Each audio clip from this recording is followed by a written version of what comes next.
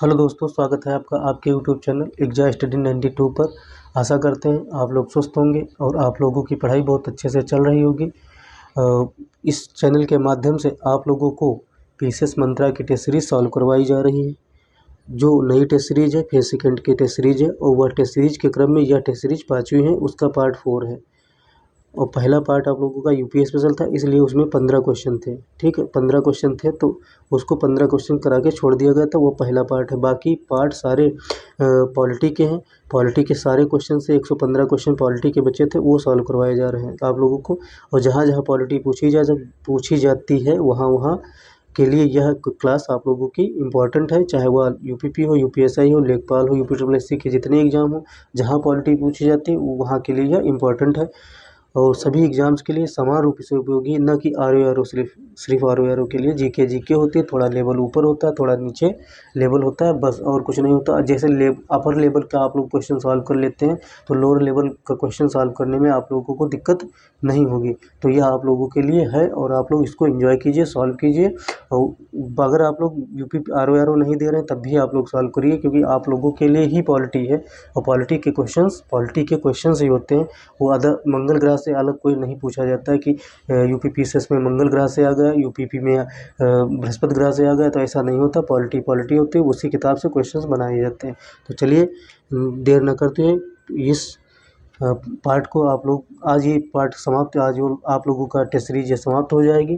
Part 4 है, last test series है। इसके 20-30 क्वेश्चन होते हैं, वो सॉल्व करके आप लोगों की ये फिनिश कर दी जाएगी test series, 5 number test series. तो देर न करते हुए अगर आप लोग चैनल पर सब्सक्राइब नए हैं तो चैनल को सब्सक्राइब कीजिए, बेल आइकन को ऑन कीजिए और अपने दोस्तों यारों में शेयर कर दिए, जिससे क्या है हमको थोड़ा मोटिवेशन मिलता रहे टेस्ट सीरीज बनाने के लिए। तो चलिए देर न करते हुए स्टार्ट करते हैं आप लोगों का टेस्ट सीरीज। आप लोगों का क्वेश्चन नंबर 111 से रुका हुआ था, तो 111 से स्टार्ट करते हैं। तो आप लोगों के अब बचे हैं 30 क्वेश्चन जल्दी जल्दी निपटा के यह टेस्ट सीरीज फिनिश करते हैं और उसके बाद में टेस्ट सीरीज नंबर 6 लाएंगे, जो कि हिंदी की होगी। तो स्टार्ट करते हैं प्रश्न आप लोगों का। 2017 के बजट ने राजनीतिक दलों को कॉरपोरेट योगदान में कौन सा बड़ा बदलाव लाया? कौन सा बड़ा योगदान ज़्यादा नहीं लाया? इसकी क्या होता है, कॉरपोरेट योगदान पर लगी सीमा हटा दी गई थी, बस यही था। और ज़्यादा ये इंपॉर्टेंट भी नहीं है क्वेश्चन। अगला क्वेश्चन आप लोगों का है, अगला प्रश्न आप लोगों का 112 नंबर प्रश्न आप लोगों का बहुत ही इंपॉर्टेंट है, क्योंकि ये बार बार मल्टीपल टाइम्स पूछा जा चुका क्वेश्चन है। लोकसभा और विधानसभा चुनाव के लिए मतदान की आयु 21 से घटाकर 18 वर्ष कर दी गई थी।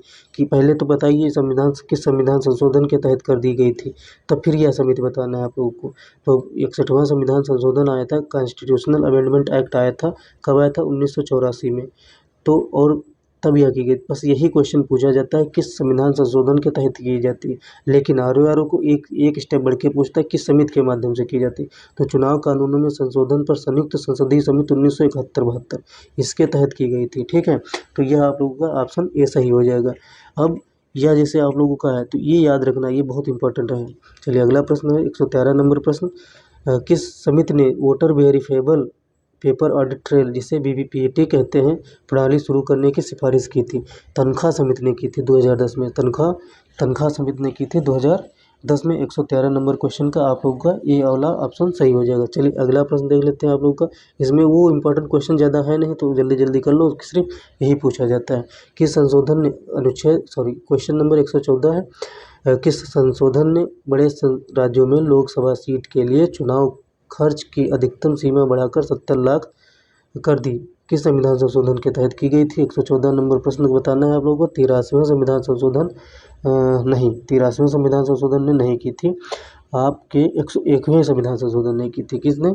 101वें संविधान संशोधन ने की थी। तो इसमें है कि नहीं है ऑप्शन? और तो इसमें ऑप्शन नहीं है, सी नंबर है। 2018 का 101वां संविधान संशोधन अधिनियम 2018 में आया था, तो यह सही हो जाएगा आप लोगों का। चलिए 115 नंबर प्रश्न आप लोगों का देख लेते हैं। मतदाताओं के बीच भ्रम से बचने के लिए मतपत्रों और ईवीएम पर उम्मीदवारों की तस्वीरों का पहली बार उपयोग किस वर्ष किया गया? वेरी इंपॉर्टेंट क्वेश्चन है, वेरी मोस्ट इंपॉर्टेंट क्वेश्चन कह सकते हैं। 115 नंबर प्रश्न का उत्तर दीजिए आप लोग 1 मई 2015 का। 1 मई 2015 बी वाला सही हो जाएगा आप लोगों का ऑप्शन। चलिए 116 नंबर प्रश्न देख लेते हैं आप लोग। लोक प्रतिनिधित्व दूसरा संशोधन और मान्यता विधेयक 2013 का उद्देश्य क्या था? 116 नंबर प्रश्न का उत्तर आप लोगों को बताना है। तो उद्देश्य रहने की अनुमति देना, ये नहीं है, ये भी नहीं है। आपराधिक पृष्ठभूमि वाले मुद्दारों से प्रतिबंध हटाना, ये भी नहीं, ये सी वाला सही हो जाएगा। तत्काल अयोग्यता पर सुप्रीम कोर्ट के फैसले को पलट देना। चलिए अगला प्रश्न देख लेते हैं। 117 नंबर प्रश्न आप लोगों का है, 2003 के किस संशोधन अधिनियम ने विधायक दल के 1/3 सदस्यों द्वारा विभाजित होने की स्थिति में अयोग्यता से छूट से संबंधित 10वीं अनुसूची के प्रावधान को हटा दिया? यह बताना है आप लोगों को। किस संशोधन ने? 2003 का संशोधन है। 117 नंबर प्रश्न आप लोगों का बताना है क्या होगा सही। आप लोगों का क्या हो जाएगा, कहाँ गया, 91वां संविधान संशोधन 2003 का, ये सही है आप लोगों का। डी नंबर सही हो जाएगा, डी ऑप्शन सही हो जाएगा। तो चलिए अगला प्रश्न देख लेते हैं। 118 नंबर प्रश्न आप लोगों का है, भारत में दबाव समूह सरकारी नीतियों को कानूनी रूप से प्रभावित करने के लिए किन तकनीकों का उपयोग करते हैं? 118 नंबर प्रश्न का उत्तर आप लोगों को बताना है। हड़ताल एवं हिंसक गतिविधियाँ, ये भी नहीं। सीधे चुनाव लड़ना, ये भी नहीं। भ्रष्टाचार ये भी नहीं। पैरवी, पत्राचार और सार्वजनिक बहस, ये सही हो जाए, ये आप लोगों का ऑप्शन सही है, बी नंबर प्रश्न का। 119 नंबर प्रश्न आप लोगों को आंसर करना है। निम्नलिखित में से कौन सा सही सुमेलित है? कौन सा या सही सुमेलित है? ठीक, यह आप लोगों को बताना है। कोड का उपयोग करके सही उत्तर चुनिए। कैबिनेट के इस्तीफे के बाद सरकारी विधेयकों के संबंध में पूर्ण वीटो कथन एक है। गैर सरकारी सदस्यों के विधेयकों के संबंध में निलंबित वीटो। संवैधानिक संशोधन के विधेयक के संबंध में पॉकेट वीटो। यह आप लोगों को बताना है। 119 नंबर प्रश्न बताना है। इसमें ये 2 गलत हो जाएंगे, बाकी एक सही हो जाएगा। कैबिनेट के इस्तीफे के बाद सरकारी विधेयकों के संबंध में पूर्ण वीटो है। 119 नंबर आप लोगों का सही हो जाएगा। तो इसका अगर एक्सप्लेन करेंगे तो थोड़ा टाइम लग जाएगा, जो आप लोगों के पास टाइम है नहीं। अगला प्रश्न आप लोगों को कौन सा है? 120 नंबर प्रश्न। 120 नंबर प्रश्न, राष्ट्रपति की क्षमादान शक्ति का उद्देश्य निम्नलिखित में से क्या है? यह बताना है आप लोगों को। 120 नंबर प्रश्न का आप लोगों को बताना, न्यायिक त्रुटियों को ठीक करना और कठोर सजाओं से राहत प्रदान करना। यह आप लोगों का सी ऑप्शन सही हो जाएगा। चलिए अगला प्रश्न देख लेते हैं। 121 नंबर प्रश्न आप लोगों को क्या हो जाएगा, भारत में कैबिनेट समितियों की स्थापना के लिए निम्न में से कौन उत्तरदायी होता है? कैबिनेट समितियों की स्थापना के लिए निम्नलिखित में से कौन उत्तरदायी होता है? 121 नंबर प्रश्न का उत्तर आप लोगों को बताना है। प्रधानमंत्री जिम्मेदार होता है, प्रधानमंत्री उत्तरदायी होता है। 121 नंबर का सही है ऑप्शन आप लोगों का सही। चलिए अगला प्रश्न देख लेते हैं। 122 नंबर प्रश्न, संसद के किसी सदन में अनिश्चित काल के लिए स्थगन का उद्देश्य है क्या है? ये बताना है। अनिश्चित काल के स्थगन का उद्देश्य क्या है? तो 122 नंबर प्रश्न का उत्तर आप लोगों का हो जाएगा, किसी सत्र को अनिश्चित काल के लिए समाप्त करना। ये बी वाला ऑप्शन सही हो जाएगा। चलिए अगला प्रश्न देख लेते हैं। 123 नंबर प्रश्न, भारतीय संसद में शून्यकाल का मुख्य उद्देश्य क्या है? भारतीय संसद में शून्यकाल का मुख्य उद्देश्य क्या है? नए बिल पेश करना, बिना किसी पूर्व सूचना के मामले उठाना। सी है आप लोगों का बजट संबंधी मुद्दों पर चर्चा करना। डी है आप लोगों का अंतर्राष्ट्रीय संबंधों को संबोधित करना। 123 नंबर के प्रश्न का उत्तर आप लोगों का बी हो जाएगा, बिना किसी पूर्व सूचना के मामले उठाना शून्यकाल का मुख्य उद्देश्य है। ठीक, चलिए अगला प्रश्न देख लेते हैं। और अगर आप लोग बताना चाहें तो कमेंट बॉक्स में बता सकते हैं, शून्यकाल कब से कब कितने समय से कितने समय तक चलता है? 11 से 12 कि 12 से 1? 2 ऑप्शन में से आप लोगों को चूज करना है। चलिए अगला प्रश्न देख लेते हैं। आप लोगों का कौन सा है? 124 नंबर प्रश्न, क्वेश्चन नंबर 124, संसद में स्थगन प्रस्ताव कब पेश किया जाता है? 124 नंबर प्रश्न, स्थगन प्रस्ताव कब पेश किया जाता है? यह आप लोगों को बताना है। सार्वजनिक महत्व के किसी अत्यावश्यक मामले पर चर्चा करना। यह आप लोगों का सही हो जाएगा। स्थगन प्रस्ताव तब पेश किया जाता है सार्वजनिक महत्व के किसी अत्यावश्यक मोस्ट इम्पॉर्टेंट मामले पर चर्चा करना। ये हो जाता है अत्यावश्यक पढ़ना पड़ता है। मोस्ट इम्पॉर्टेंट मामले पर चर्चा करना, तब स्थगन प्रस्ताव पेश किया जाता है। चलिए अगला प्रश्न देख लीजिए। 125 नंबर प्रश्न आप लोगों का है, संसद में विधेयक के तीसरे वाचन का प्राथमिक उद्देश्य क्या है? 125 नंबर प्रश्न का हो जाएगा, बिल को समग्र रूप से स्वीकार या अस्वीकार करना, सी आप लोग का सही हो जाएगा। संसद में विधेयक के तीसरे वाचन का प्राथमिक उद्देश्य यही है कि बिल को समग्र रूप से स्वीकार या अस्वीकार करना। 126 नंबर प्रश्न, संसद के दोनों सदनों की संयुक्त बैठक आयोजित करने के लिए आवश्यक कोरम क्या है? 126 नंबर प्रश्न का उत्तर देना है आप लोग को। आवश्यक कोरम क्या है? कुल सदस्य का 10वां हिस्सा। कहाँ है इसमें? ऑप्शन में देख लीजिए, 10वां हिस्सा, कुल सदस्य का 10वां हिस्सा, डी ऑप्शन सही हो जाएगा। चलिए अगला प्रश्न 127 नंबर प्रश्न आप लोग देख लीजिए। निम्नलिखित में से कौन से सही सुमेलित हैं? कूट का उपयोग करके सही विकल्प बताना है। कटौती प्रस्ताव, अनुदान की मांग की कम कर अनुदान की मांग को कम करने का प्रस्ताव, ये सही है। गिलोटिन या मतदान प्रक्रिया को तेज करना, सी तीसरा आप लोगों का कथन है। विनियोग विधेयक या भारत की संचित निधि से धन निकालने और कर परिवर्तन को अधिकृत करता है, ये आप लोगों का कथन है। आप लोग को आंसर बताना है। 127 नंबर बी का ऑप्शन आप लोग का सही हो जाएगा। तो यह सही हो जाएगा बी। 1 और 2 सही है आप लोग का। क्या? 1 और 2 सही, ये सही है। विनियोग विधेयक नहीं संबंधित। विनियोग विधेयक लोकसभा द्वारा पारित अनुदानों को पूरा करने के लिए भारत की संचित निधि से धन की निकासी को अधिकृत करता है, ठीक है। और वित्त विधेयक कराधान और राजस्व प्रस्तावों से संबंधित है, याद रखना। और विनियोग विधेयक और वित्त विधेयक में अंतर याद रखना। बाकी ये दोनों सही हैं आप लोग के, 1-2 प्रश्न सही हैं, 1-2 कथन सही हैं। चलिए अगला प्रश्न देख लेते हैं। 128 नंबर प्रश्न, किस प्रकार का अनुदान लोकसभा द्वारा कार्यपालिका को दिया गया खाली चेक के समान है? ये बताना, ये अच्छा क्वेश्चन है।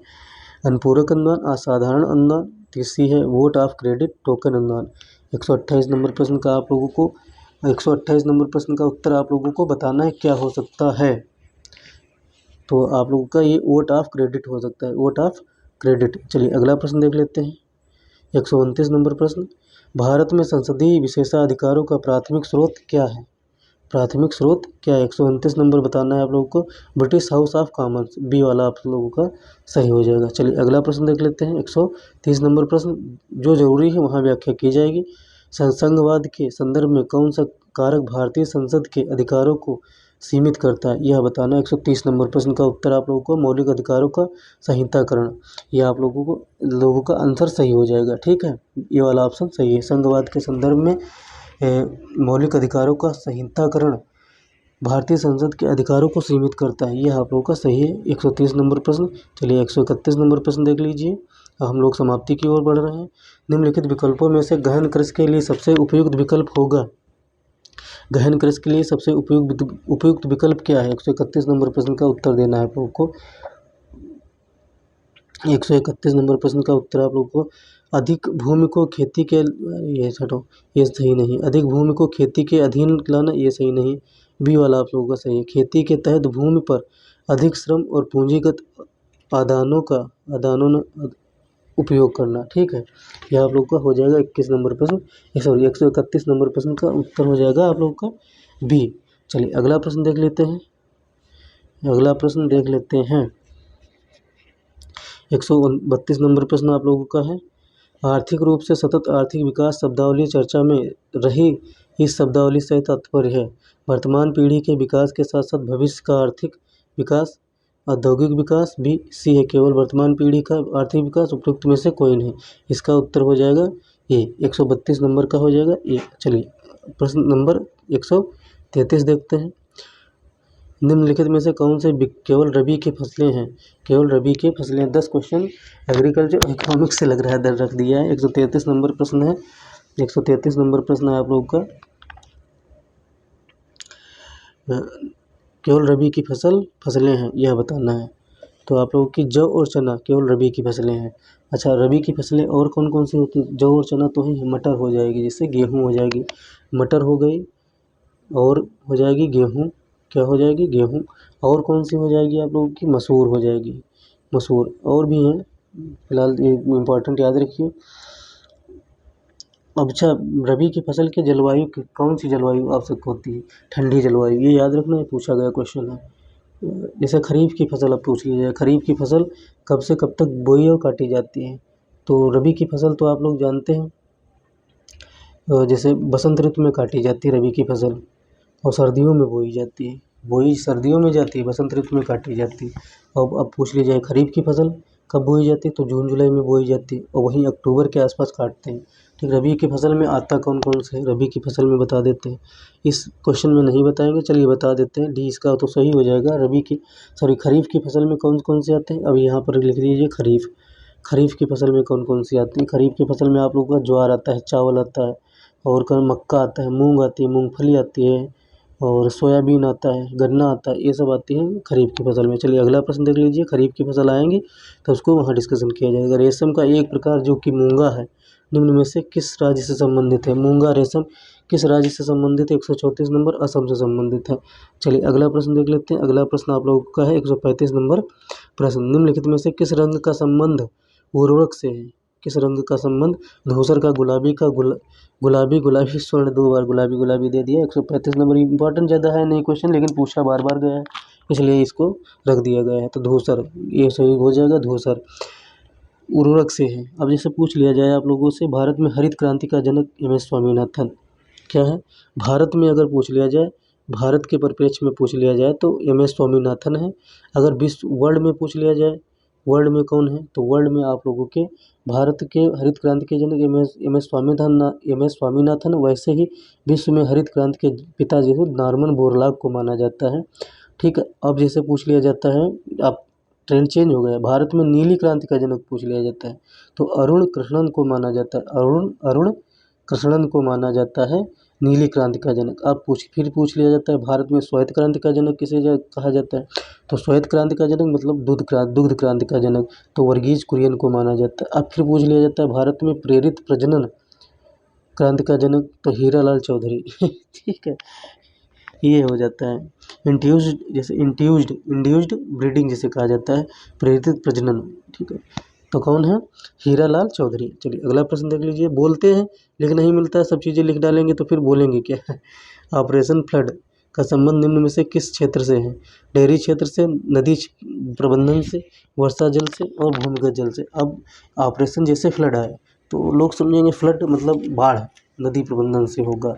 भाई साहब नदी प्रबंधन से होगा, नदी प्रबंधन लगा दिया जाए, ऑप्शन सही हो जाएगा। जो लोग तुक्का मारते हैं, लेकिन जो पढ़ा होगा वो पढ़ा होगा एग्जाम स्टडी 92 के टेस्ट सीरीज से, इस टेस्ट सीरीज से, तो वो गलत नहीं करेगा। तो वो गलत क्यों नहीं करेगा, क्योंकि डेयरी क्षेत्र से, दुग्ध उत्पादन से संबंधित है। ठीक है, ऑपरेशन फ्लड।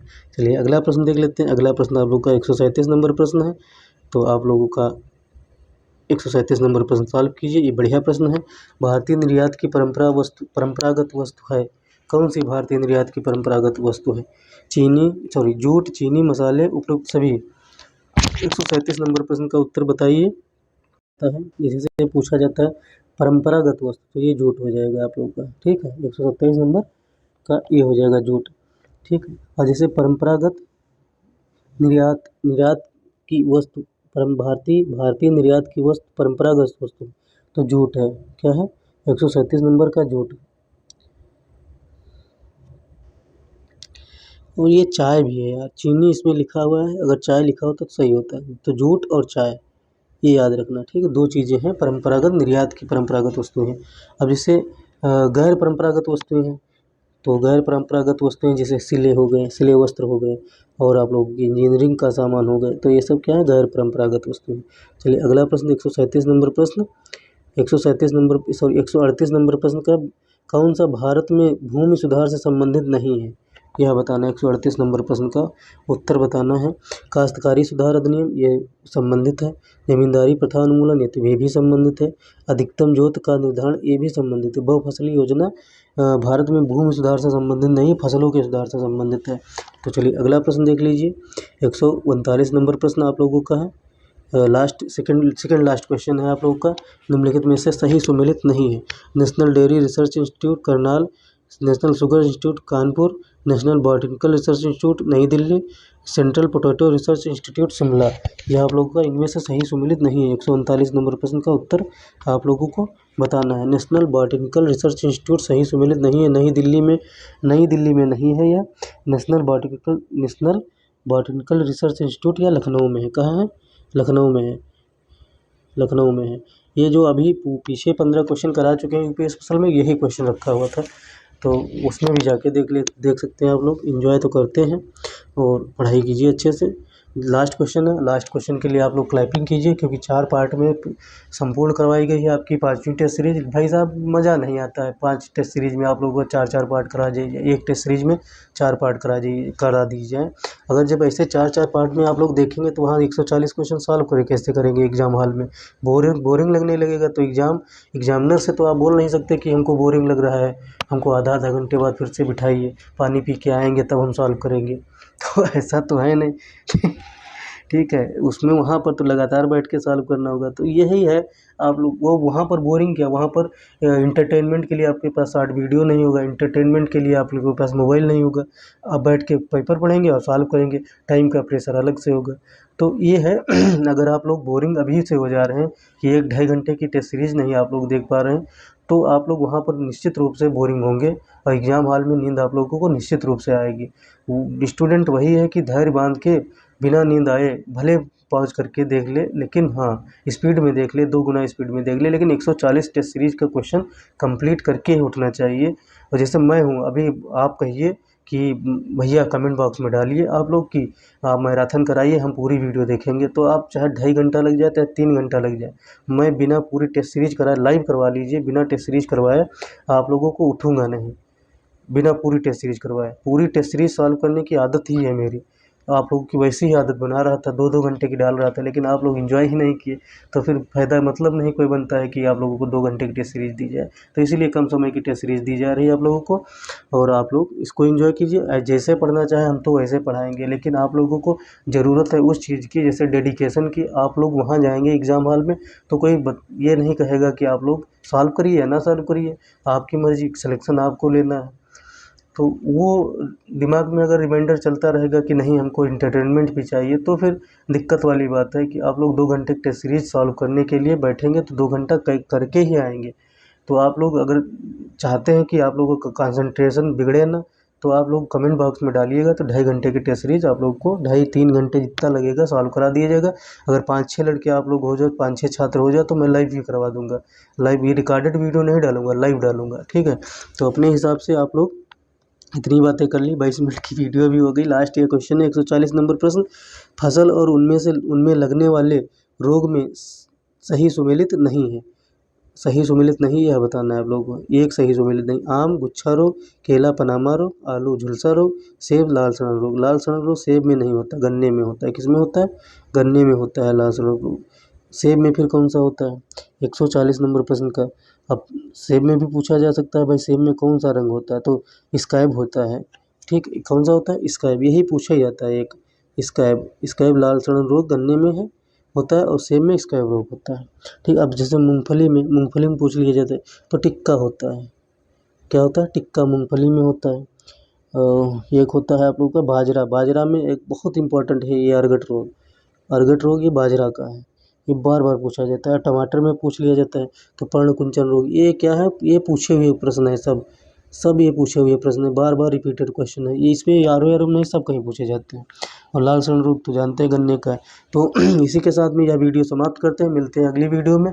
अगर आप लोगों ने चैनल को ना सब्सक्राइब किया है तो आप लोगों से निवेदन है कि आप लोग चैनल को सब्सक्राइब कीजिए, और फिर निवेदन है आप लोग लाइक कीजिए, और फिर निवेदन है आप लोग शेयर कीजिए, जिससे आप लोगों के छोटे या बड़े भाई जो भी मानते हो आप लोग, हमको थोड़ा मोटिवेशन मिलता रहे, और आप लोगों के लिए अच्छी अच्छी वीडियो बनाते रहें। अभी हम इस चैनल के माध्यम से आप लोगों को 1 साल का करंट अफेयर्स देने वाले हैं, जो एनटीपीसी और एसएससी और वनडे एग्ज़ाम्स के लिए स्पेशल है। बाकी अगर आरओ या आरओपीसीएस के लिए भी अगर पढ़ा जाए तो वो भी सही है।